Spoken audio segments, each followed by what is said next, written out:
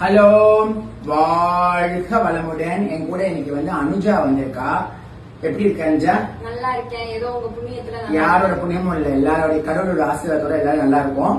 இன்னைக்கு வந்து என்ன சமைச்சிருக்கேன்னு பாக்கலாமா? கண்டிப்பா. நீ வந்து அனுஜா வீட்டுக்கு வந்திருக்கா. அவரோட அண்ணனும் வந்திருக்காங்க. எனக்கும் அண்ணன் தான். சோ வாங்க, இன்னைக்கு என்ன சமைச்சிருக்கோம்னு பாக்கலாமா?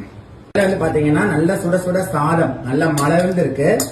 எரிச்ச குழம்பு எப்ப பார்த்தாலும் சாம்பார் பண்ணி போர்டு அடிச்சுட்டு நல்லா பலாக்கொட்டை, பரங்கிக்காய், கேரட்டு எல்லாம் போட்டு ஒரு எரிச்ச குழம்பு பண்ணிட்டேன். நெக்ஸ்ட் வந்து பாத்தீங்கன்னா வந்து முட்டைக்கோசம் வந்து தேங்காய் போட்ட கறி, முட்டைக்கோசம் பட்டாணியும் போட்டிருக்கேன். சூப்பரா இருக்கும்.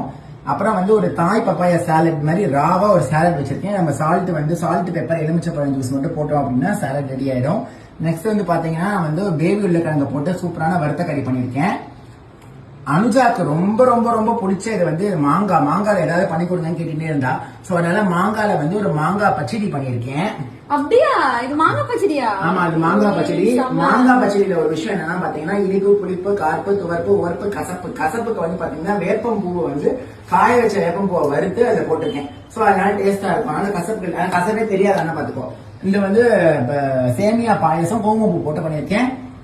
நெய் டப்பா, எப்பவும் பக்கத்துல நெய் இல்லாம முடியாது. சாதத்துக்கு வந்து சுடுசாதத்துக்கு வந்து நெய் ஊத்திட்டு அது கூட சாம்பார் செஞ்சுட்டு அதோட வந்து இந்த கறியெல்லாம் போட்டு சாப்பிட்டேன்னா அமிர்தமா இருக்கும். அதான் காரணம். ஆனா எப்பவுமே சாப்பிடறதுக்கு முன்னாடி கொஞ்சம் பாயசத்தை எடுத்து சாப்பிட்டுன்னு வச்சுக்கோ, உன்னுடைய நாக்குல இருக்கிற பேலட்ஸ் எல்லாம் ஓபன் ஆகும்.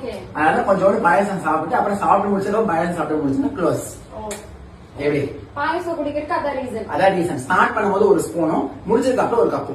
அதான் காரணம். இன்னைக்குதான் எனக்கு பாயசத்துக்கான ரீசன் தெரிஞ்சுக்கிட்டேன். சோ மக்களே உங்களுக்கும் தெரிஞ்சிருக்குன்னு நினைக்கிறேன். இன்னைக்கு ஒரு புடி வாங்க சாப்பிடறதெல்லாம். ஓகே, பாப்போம். பாய் பாய்.